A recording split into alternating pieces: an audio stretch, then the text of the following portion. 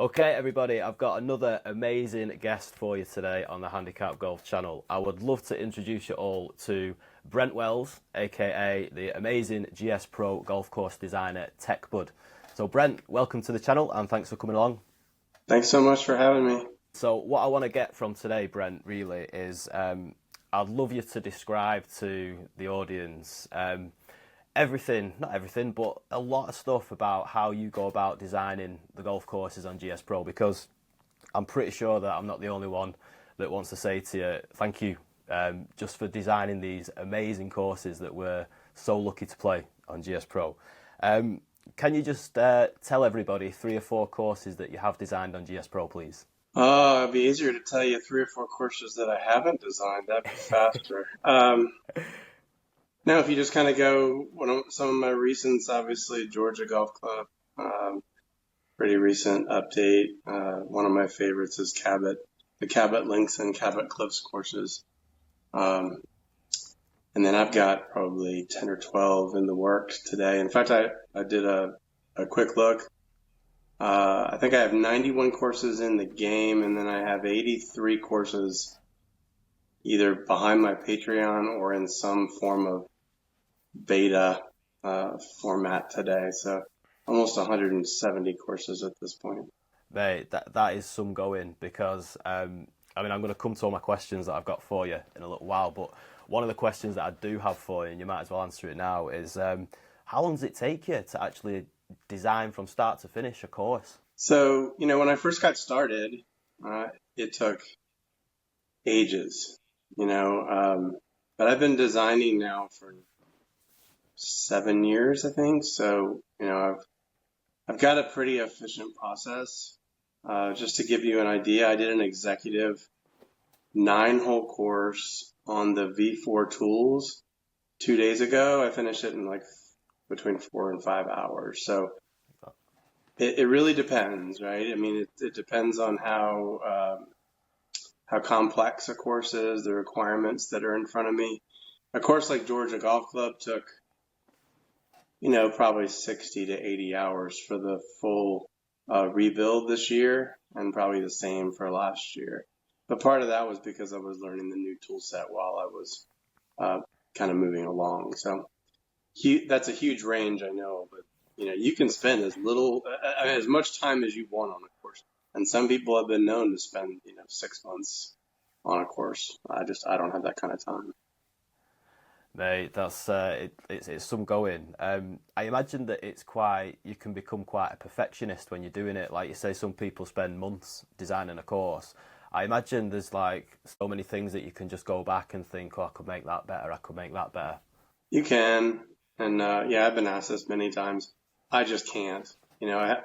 This is how I make a living. So I have to get a course to the point where I can submit it to the client.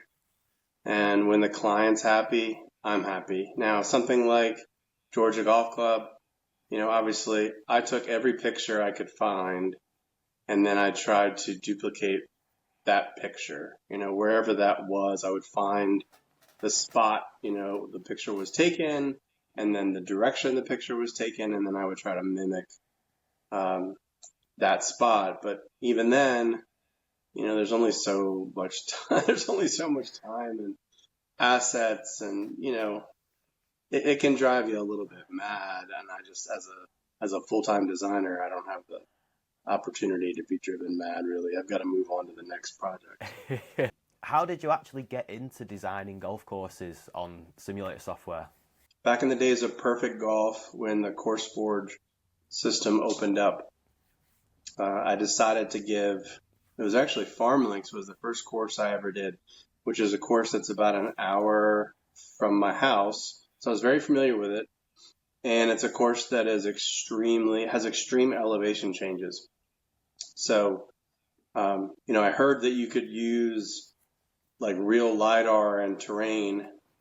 I had actually tried a couple of courses on TGC, but they didn't have, at least at the time, a way to use proper lidar. So you were kind of creating the elevations yourself. And that, to me, you just never get it quite right. But once I saw that there was actual lidar that you could pull in, I decided to give Farm Links a chance. Farm Links has a par 3 that has a 200-foot drop from tee to green. So I figure if that hole could be captured properly, then, we were off to the races, right? And it was, and I was just blown away with how accurate that terrain was for Farm Links originally, and it just suckered me in, basically.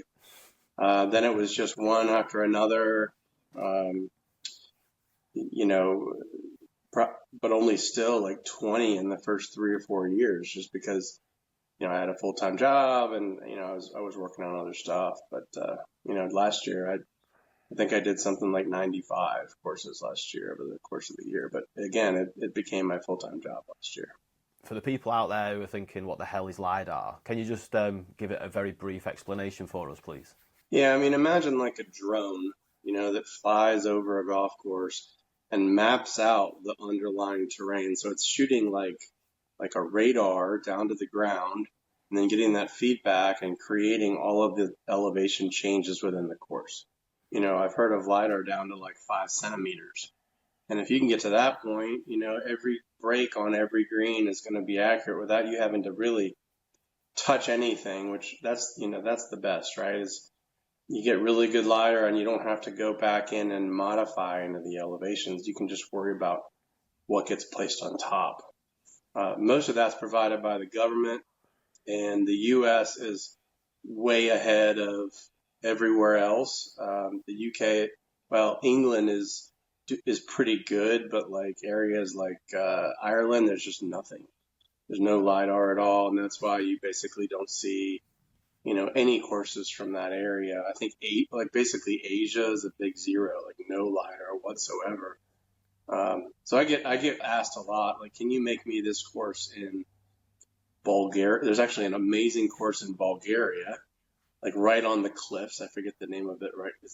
Lost it right now, but it looks amazing. But I wouldn't even attempt to try to build something like that without really good lidar. And who knows when that will be available for spots like that. So it's I'm assuming it's just like a load of data that you can input into the software, and then you can just start putting your fairways, your greens, your pins, and tees, and everything on top of that. Is that correct? Correct. Yeah, you're kind of layering. You're layering the pieces on top of the original terrain. Yeah. So, did you have any like specialist skills before you started designing golf courses for simulators? Like, have you been into computing, to IT before? Yeah, I mean, I was in IT for 25 years. That was my full-time job. Actually, it's kind of strange. If you go way back, I was a golf pro. I was into business. I was an assistant pro. That's how I got to Birmingham. I was here at Birmingham Country Club, which is kind of an exclusive club. And once I moved here, I pretty much decided I didn't want to be in the golf business anymore. I just wasn't for me. I like to play golf. I didn't really like to work in golf. And so I got into IT, and I spent, like I said, 25 years in IT up until last year. I think like a lot of people that left their jobs or went looking for some other type of career when COVID hit, I was definitely one of those. I guess you kind of combine those two skills into doing something what you're doing now, and I'm assuming you enjoy what you're doing now. Yeah, I love it. It's a lot, when you have a 10 or 12 course backlog behind you, it can be a little bit stressful, but it's a good stress, and I get to run my own business, and of course I haven't done that. What's funny, no one's actually asked me where TekBud came from. No one. It's kind of funny, but talking Brent, about I've got a question for you. What's that? Where did TekBud come from? That's a great question, Mitch. I really appreciate that. So 2 things. I started a little IT consulting company when I first got in, about 3 or 4 years after I started IT, kind of on the side. And I did some website development, and I did IT support, and I called it Tech Consultants, TEK Consultants, because TECK Consultants was taken. So that's where the tech comes from. The bud comes from, I just always felt like if you were named Bud or Buddy I think everyone just immediately likes you if your name is Buddy. And I don't like my name because no one says it right. It's like, is it Brant? Is it Brian? Everyone calls me Brett. Drives me nuts. So I just figured I would combine those two. And if you go way back in the day, shows you how old I am, when the Xbox Live came out, like this is like 20 something years ago, it was available. TekBud, the avatar, was available. Now if you try to sign up to Xbox Live, you get TekBud 012K074389 exclamation. But I got the original TekBud, so if you go on Xbox Live, that's me as well. That's how it's stuck. Love that. I love that, mate. And I can feel your pain with the Brent and getting your name wrong. Like, mate, I've gone through school where you have teachers who are going down the register and then they come to my name and they're like, Mick, Michelle.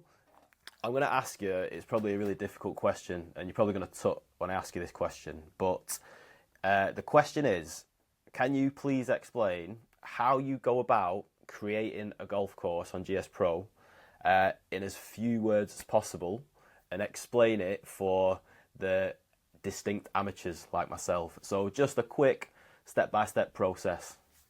Sure. Okay, so the first piece that you need is the lidar data, right? The second piece you need are the Google, like let's say a Google image that matches or overlays the lidar data. That gets imported into a program called Inkscape. So if you're familiar with Photoshop, you have Illustrator. So Illustrator is the Inkscape equivalent, but we use Inkscape because it's free. And at that point, you trace out, using the Google image, you trace out everything you need to trace out. So you're tracing the bunkers, the greens, the tees, fairways, the rough, the semi, the deep rough, et cetera, et cetera, et cetera. You take that file and you send it into Blender, which is a 3D system, which basically takes the Inkscape file and the lidar and it combines them into a mesh that actually moves with the land. You pull that into Unity, which is a game development platform. And then in Unity, that's where you add trees and your clubhouses and your grasses and all of the assets into the program. And then you export all of that out into a package that then gets opened with yet another application called Greenskeeper, which is supplied by GSPro team or OPZD team. And that's where you set your pars and the hole handicaps and the tee placements, hazard placements, pin placements, and basically create the scorecard. And then from that, you have a package or a course that can be played within GSPro. So that's kind of the layman's kind of summary term, I feel like I understand it a little bit more. So thanks for that, mate. There's still a hell of a lot that goes into that. So, yeah, and there's even more, right? Like if you want to modify the look of things, you might open the image file in Photoshop. So pretty much every course that I do, I open in Photoshop. And then you have this like Google image. Well, you don't want the Google image to show a tree shadow under a tree. So every tree shadow has to be removed. Every cart path, if your cart path don't match the spline, you would have like the gray underneath on the ground. It would look weird. So you remove the cart path. Bunker, same kind of stuff. You can see some of the imagery, you can see like tee markers on an actual tee box or the flag stick in the hole. And if you didn't remove that, you would see a flag over here on the green and then a shadow of a flag, over here on the green. So that's the other part. And you don't have to do that, but I always do that on courses because it makes them look more custom. So you mentioned you've got a Patreon, have you? What is that? I think I have about 45 or so courses right now on Patreon. And basically before V4, all of my beta courses were going to Patreon. And in the future, the V4 courses will be going to Patreon for beta as well. And so if you join my Patreon, you get early access to my courses. Kind of in the build stage, you get those early beta, you can help me test. And then once a quarter, I do a poll within the Patreon subscribers where they can basically pick a course for me to build. We usually take like, the top courses in the world and we kind of narrow it down. So like next quarter or this quarter, gosh, which is coming up, so I need to get on this. It's Marion East, which is a big course that's not in GSPro today. That'll be a course that I'm building. And it will go to the Patreon subscribers for 3 or 4 months, and it'll sit on my Patreon, and then it'll eventually move out into the game. So that's another benefit. I also offer discounts for people that want to buy a course as a client. So I offer discounts at the different levels. But all it takes is the $5 monthly, and you get all of the courses that are in there without exception, and anything that gets added in the future. And I have some kind of fun stuff that I've built. It's kind of like my playground, if you will. Yeah. So like one day I was thinking like it would be cool. Like I remember when John Daly tried to drive it over Niagara Falls. Like wouldn't it be cool if I could like create Niagara Falls and like do a long drive over it? And so that's in my Patreon. Niagara Falls Long Drive is out there. And a lot of people don't know this stuff because it gets posted to Facebook like 6 months ago and you didn't happen to see it. And so you would never know that, I have something like that out there. I have the practice facility for the Arizona State University golf team, which is really awesome. Phil Mickelson helped design it. It's a really, really cool practice facility. Great warm up on the range. Like those couple things, there's probably 3 or 4 courses, including like some par 3 courses that, I didn't really know if they should go to the full GSPro community or not. They're like fun. One of them is actually at nighttime. It's got lights and an audience, and you can hear the crowd talking and stuff like that. Wow. So I've got like 3 or 4 of those type par 3 courses, and then a bunch of like betas and some other handful of, full premium builds out there, including some of the premium stuff that the subscribers have asked for, like Pete Dye's West Virginia course is out there, which Pete Dye says was his favorite build ever, which I really enjoyed that one. So again, it's kind of my playground, so I don't have to worry about people, or I don't have to worry about the community shunning anything that I do if it doesn't exactly. I have a course that has 17 holes as an example. It's a par 3 course called the Sandbox that's in the Mammoth Dunes area in Wisconsin, but it only has 17 holes. So that's all I did, 17 holes. So kind of weird stuff. I love the fact that you've just explained that, because, I asked you the question because I genuinely don't know what's on your Patreon. I'm not a subscriber, but I'm not being funny. I think I'm going to be joining after I've just heard everything that you've said there. So I'm hopeful that the people who are watching this video become more aware. Like you said, you post stuff to Facebook, people might miss it, it'll get lost in the groups or whatever. So I'm hoping that people who are watching this video now are aware of what is actually on your Patreon, because it sounds amazing. And there's loads of stuff, it sounds like, that's not actually on the GSPro game, loads of fun stuff, like you say. So yeah, if you aren't a member of TekBud's Patreon, then I'll pop a link, Brent, into the description below this video, so Cool. Hopefully people can find their way towards you. Thanks, Mitch. How do you then decide? So you mentioned that within your Patreon you have your beta courses and people are testing those out. Is that correct? Yeah. Mm-hmm. So obviously it goes into beta and people test it out before you then publish it to GSPro or upload it to GSPro. When do you make the final decision that, right, everything's good now, we're going to upload it? I leave it up to the client.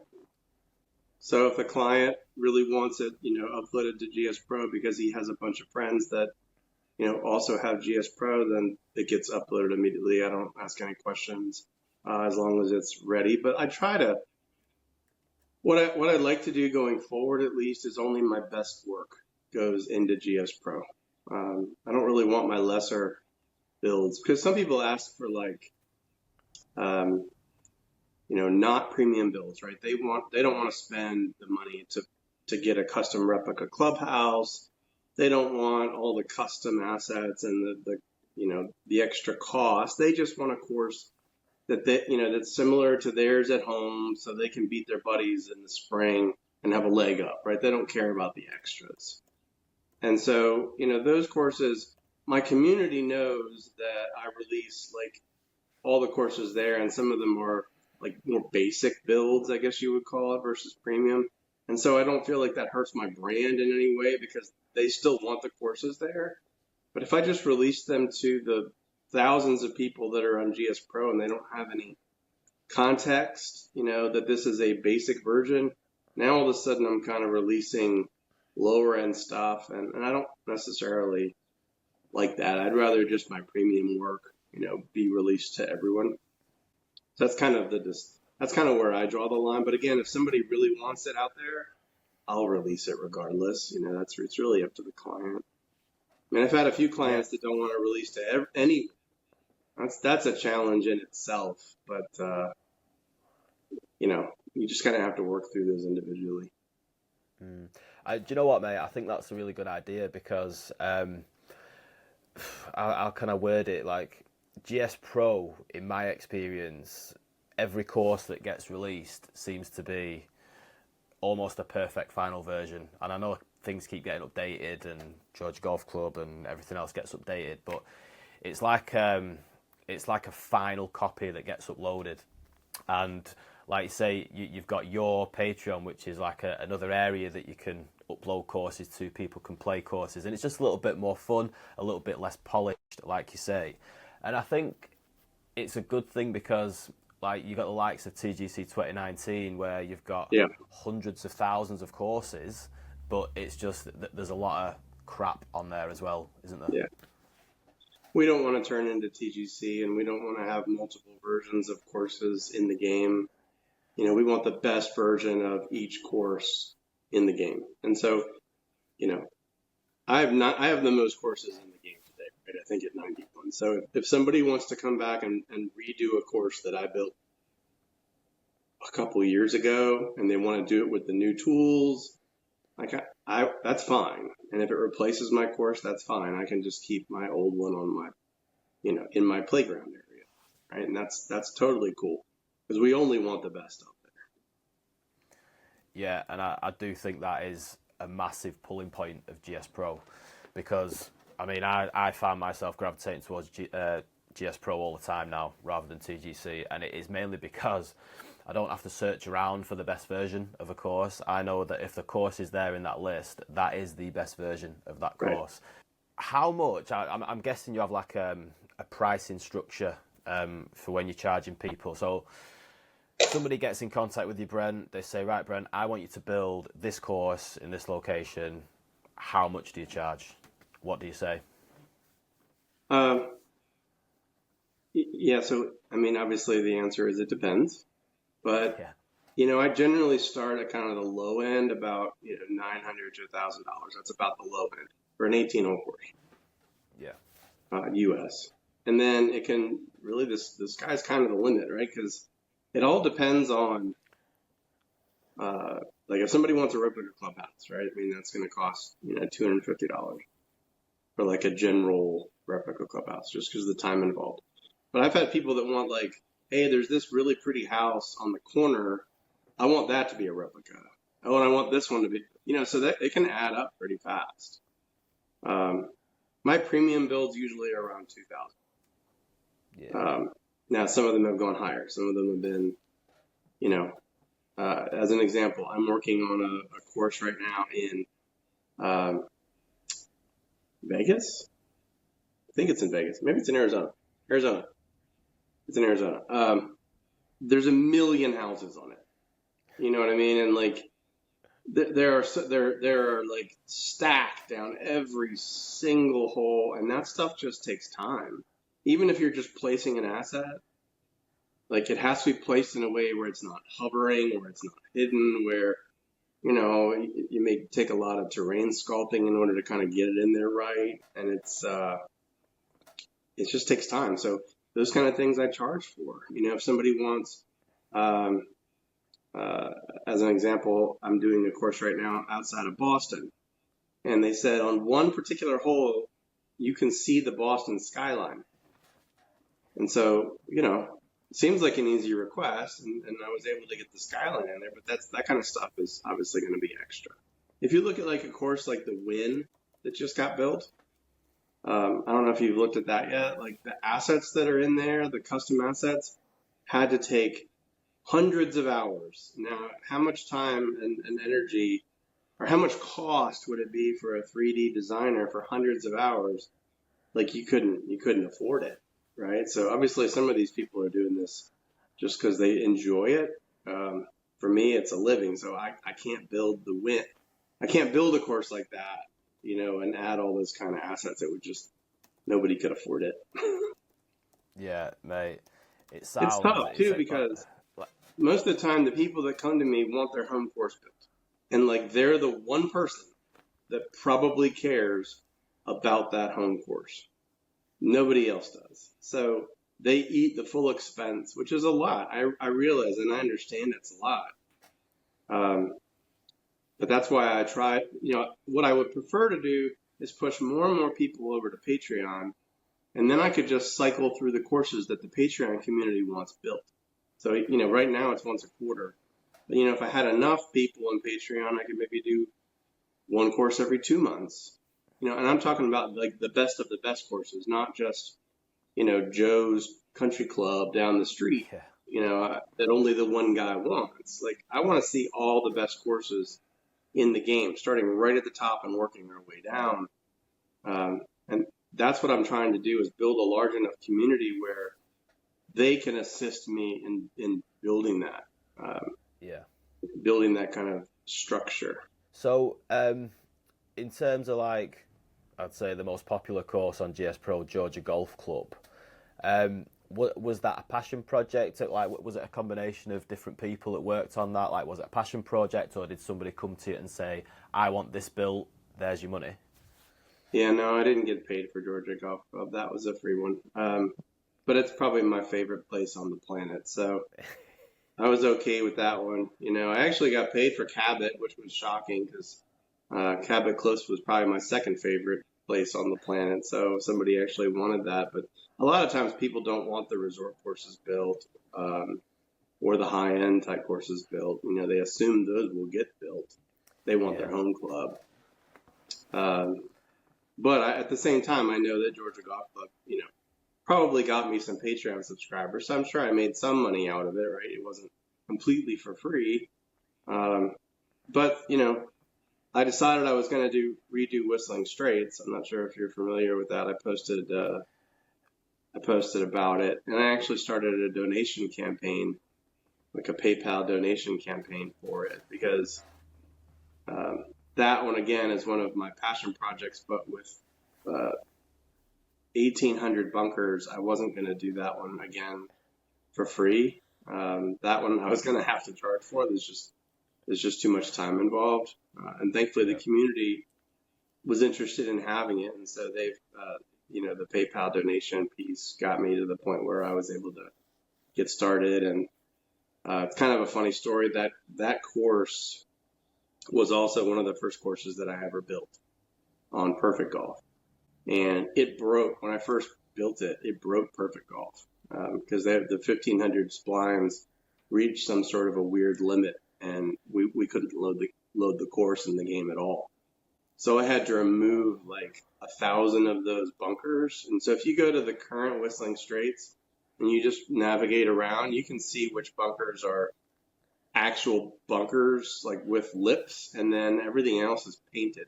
So I just painted all the bunker areas and then put grass like around them in order to kind of create what looks like a bunker, but it's not. So I always wanted to redo it and like dig them out properly. And so I redid it again this time. There's 2,500 splines that I had to do, 1,800 or so bunkers and the little rough areas within them. And it wouldn't load in our game. It wouldn't load in GSPro. And turns out there was a limit set on bunkers of like 512 or something. So I tripled or nearly quadrupled the limit immediately. And thanks to our great developers, we had a fix in place, like, within 5 minutes. So, wow, that's good. I'm currently working on that course now.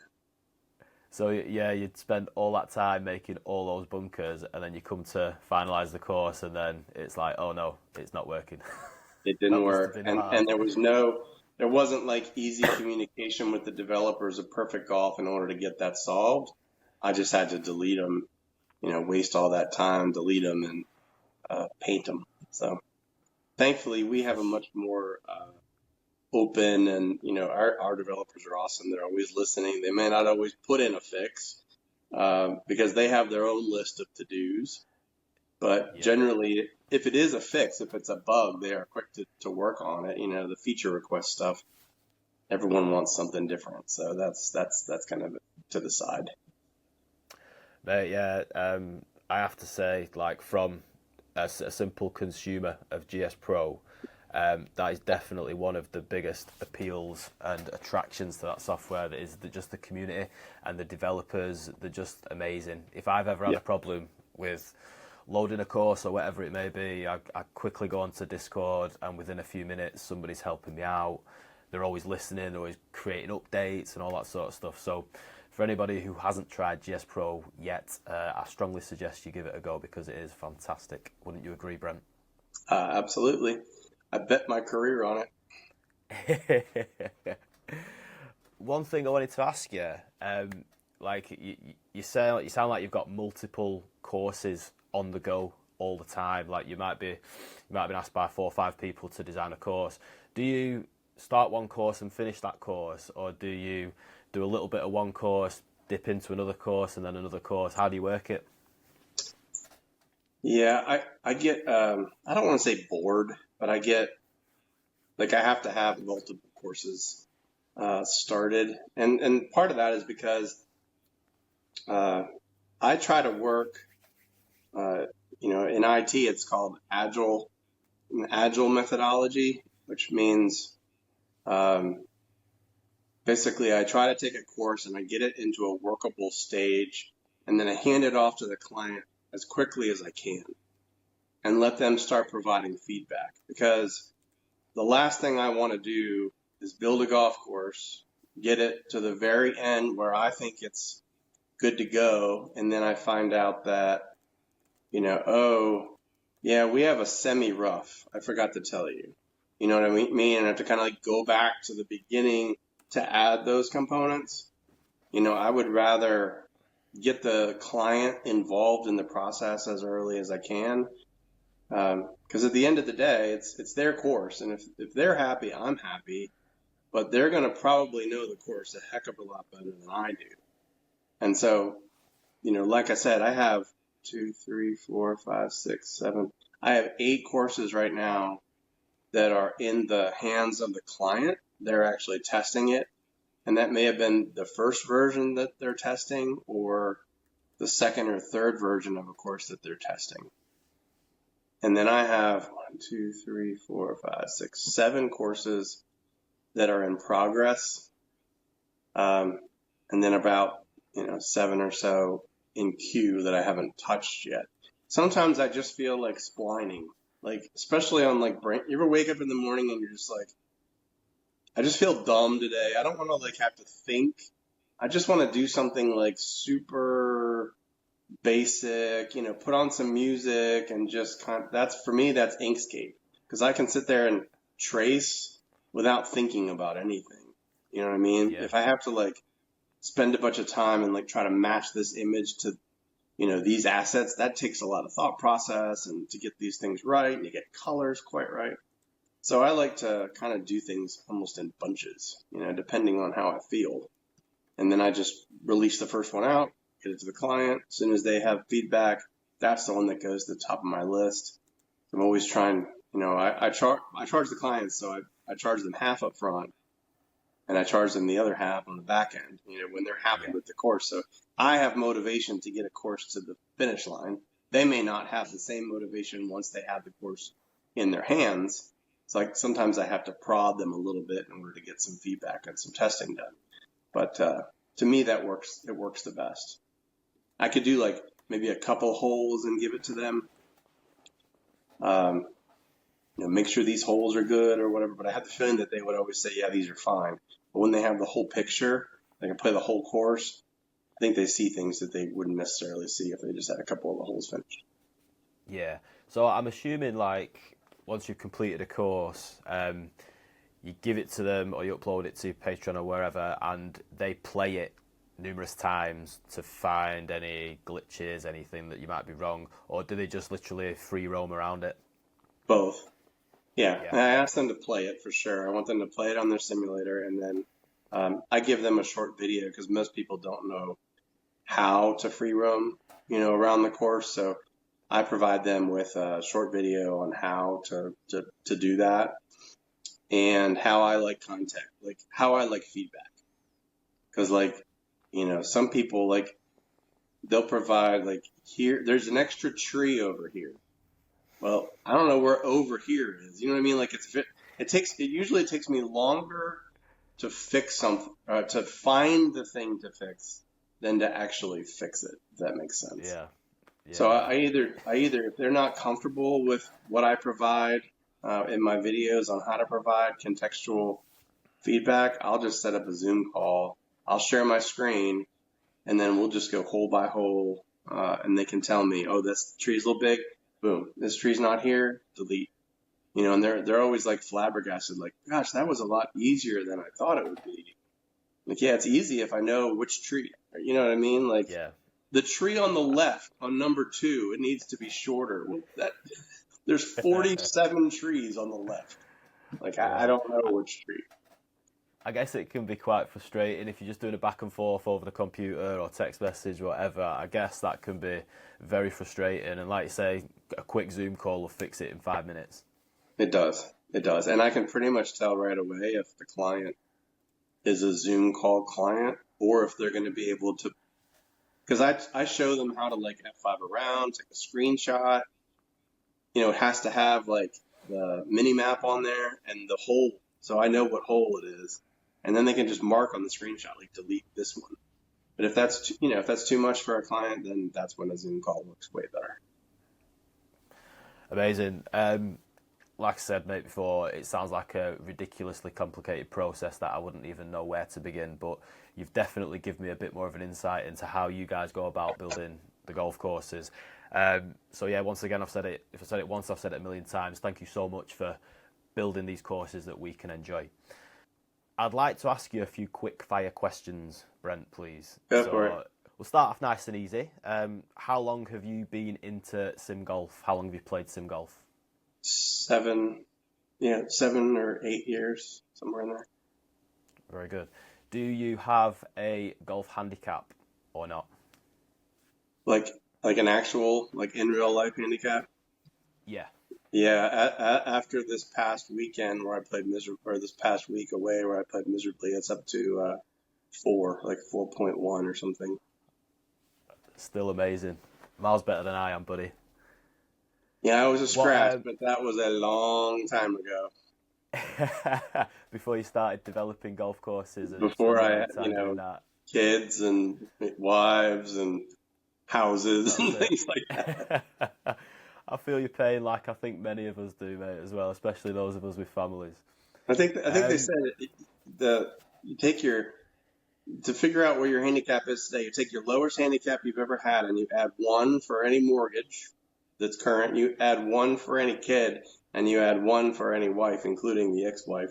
And that's about where you're going to end up. So I think I'm doing pretty good. I should be amazing. A 6 or 7. It's probably all the indoor golf I play on GSPro. 3 or 4. I'm trying to work out mine now. My lowest was 7. I have a mortgage, I have 1 kid, and I have a missus. So that puts me up to 11. That's perfect. That's exactly You're right on the money.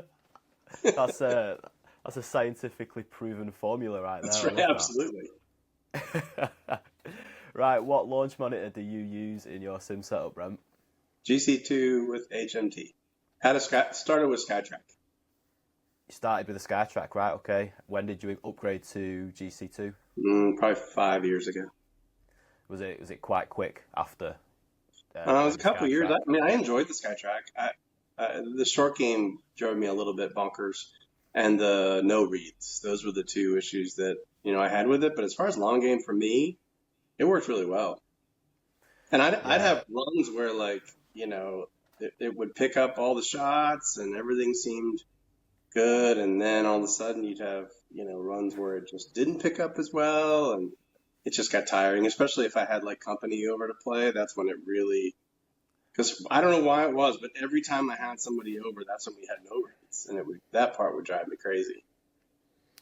Yeah, I can imagine. I mean, I'm not fortunate to have a room big enough to invite many people over.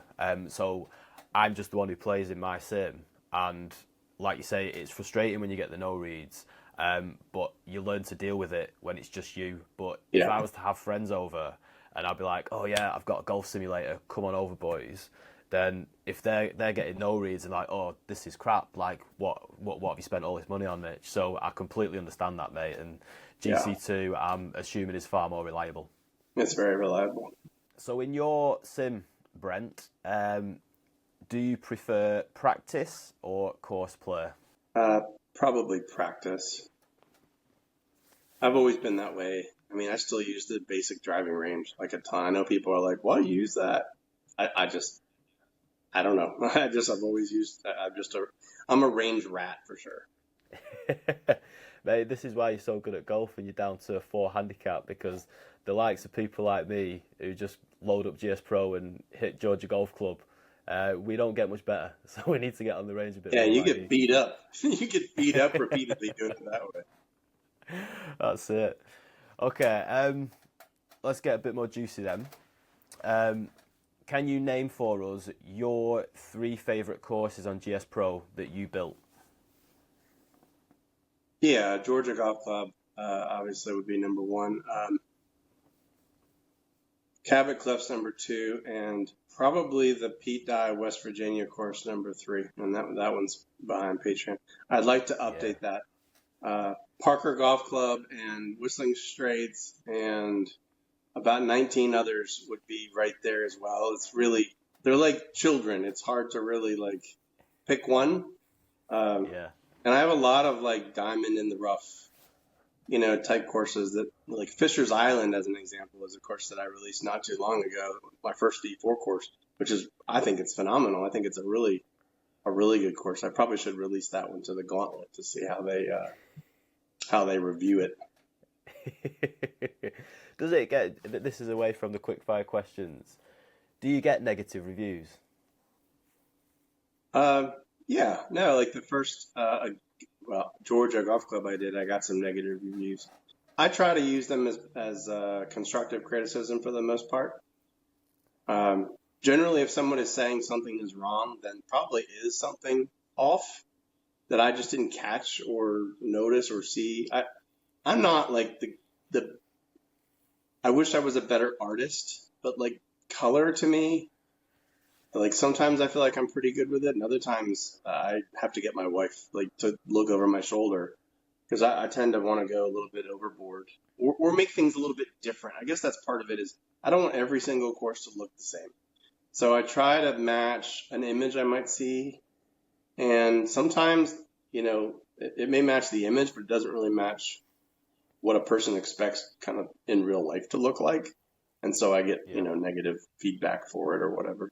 People didn't like the music on the front end of Georgia Golf Club last year, right? They didn't like their Nance. And then other people loved it. Some people like Yeah. the chirping birds. Some people hate the chirping birds. Like, there's always stuff like that. Yeah. Does it frustrate you that? Does it annoy you a little bit, or you just brush it off? I'd say I'd probably brush it off better now than I have. Yeah. I think the one thing that I have trouble with is people have like an expectation that all these golf courses that are being built by people are like their right to have. Mm, And like, it's really not. Like, if I could build a course and I could just use it myself, like, I don't have to release it to anyone.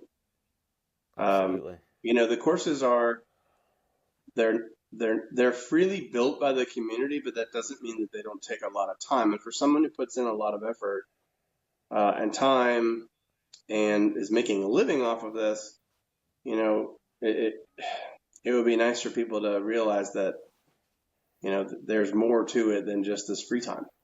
What are your 3 favourite courses on GS Pro that somebody else has built? Well, I have the feeling the win is going to be on there, but I haven't played it. I just saw screenshots. Um, it's really hard to beat Home of the Players, although that's now been Yeah. taken down, so that's tough. Um, I heard Scottsdale got replaced with a Phoenix course, so I guess I'll jump on that one. Uh, my buddy Steve, who built Whispering Pines, obviously he put a lot of effort into that, and it's a beautiful golf course. And there's a couple of like new up and coming guys that are building courses now. Um, Quail Hollow was really done, extremely well. Some of the courses that were made for the PGA recently, like Bay Hill and a few others, are really solid. Top of the Rock, solid. So there's a lot of courses out there that are, you know, Do really good you? work. I Yeah. feel So, like I'm so leaving people out too. I don't want to leave anybody out. Like Rusty Dave and his Revelstoke's really good. I don't want to leave anybody out and make anybody mad. So hopefully I covered my bases pretty well. oh, oh mate, wait until my next question then. You might feel bad after that one, but we'll come to that in a minute. Um, what was I going to say to you then? So when you're playing a sim course that's not been designed by yourself, are you playing it and just enjoying playing it, or are you spotting things that could be better and thinking, oh, that's not quite right, that should be there, that should be there? How do you go about Uh, yeah, it's kind of hard not to, right? At least a little bit. But I will say that when I'm playing other people's courses, I think I do less of that than when I play my own courses. that? Yeah, When yeah, I play my own courses, they all make me mad because I'm always spotting stuff that should have been better, or things that I could have missed. And I don't love playing my own courses, to be honest, because my head's usually not on the golf. It's usually on the course itself, yeah. or the other side of it is I really know the course well, so I know where all the dead bodies are buried or where not to hit it. And so I tend to hit it there. Like as an example, Georgia Golf Club, I don't think I've really ever played a very good round there, to be honest. And I love the course, but it just beats me up. And it's like, Yeah. I always know, like, okay, you can't hit it here. And that's where I generally go. I guess it's like if you're doing DIY in your house, like you'll always spot the bits that you didn't quite do right, but then somebody that comes into your house, they don't spot it whatsoever. So I guess that's like the golf courses. You built that golf course, you know where all the things are that could have been a little bit better, but for somebody like me who's playing it, it's perfection.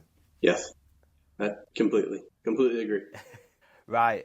So yeah, my next question was, and you don't have to answer it if you don't want, Brent. But I was going to say, who is the best course? Sorry, who is the best golf course GSPro designer apart from yourself? The original guys, the guys that have been doing this for 7 or 8, 9, 10 years, right? So like, anything that DP Roberts releases, anything that Stinger releases, anything that John Mayer releases, they've been doing this so long, they're going to be solid stuff. And then anyone who does stuff for, uh, I hate to say this, but the guys that are spending like 6 months on a course, generally those courses are going to come out really good. Yeah. Our Dyer, CE Sim Golf, Rusty Dave, those guys are spending a lot of time on courses. Obviously, the guys that are, doing this for a living or do a lot of courses, they're, again, like me, they're doing a lot of like home courses and stuff. So I don't generally even I don't go in and try to like compare or anything like that. I have to just kind of build my own. But man, if people spend 6 months on a course and are like, they can build some amazing stuff. There's no doubt about it. Whereas Yeah. I take a week, at most. You've got your art down to a fine tee. It sounds like, mate. Yeah, I could do more. But it's just not time. I got to move on to the next one. Right. Who is your favourite golfer? Tiger, Do you prefer indoor or outdoor golf? indoor by a landslide. Really? Yeah, in fact, I have considered becoming a 100% indoor golfer. No way. Why is Yeah, this? I don't know. Outdoor golf drives me mad. I can't stand 5 hour rounds anymore. Like they just drive me insane.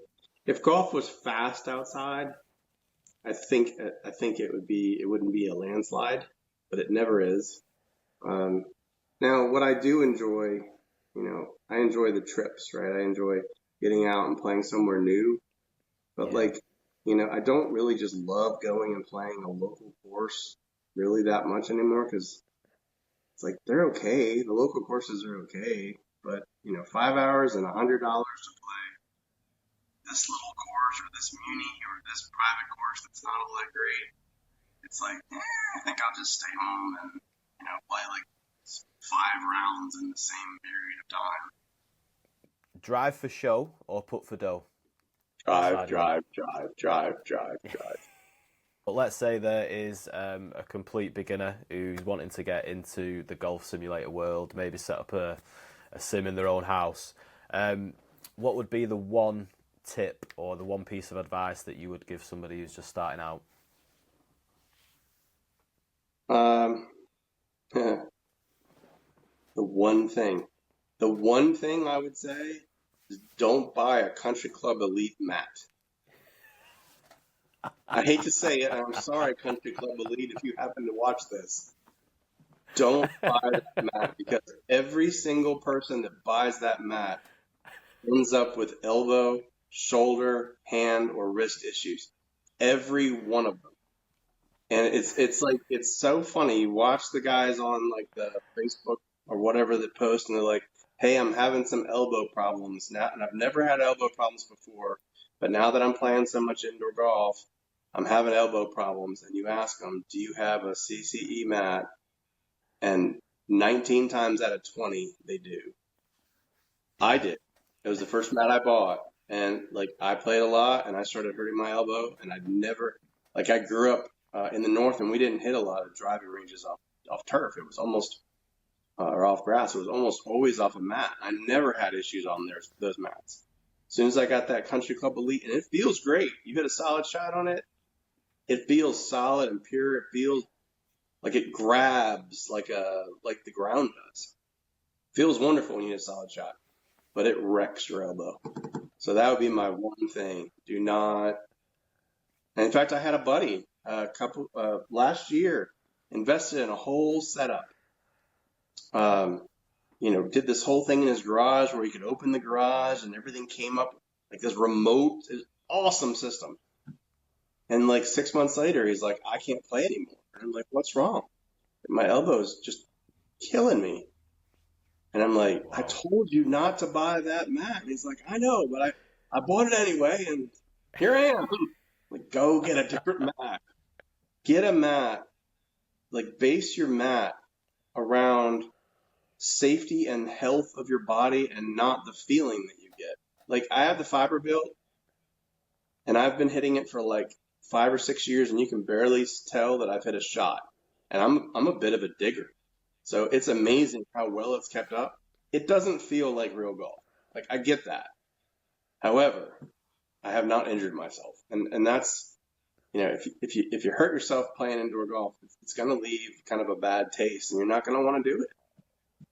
Yeah, it's an extremely valid point, and I was laughing my head off because I just didn't expect that. The people who I've asked in the past are just like, just go and do it. Yep, definitely. You just got to bite the bullet, get a launch monitor, get you set up, and build it up as you go along.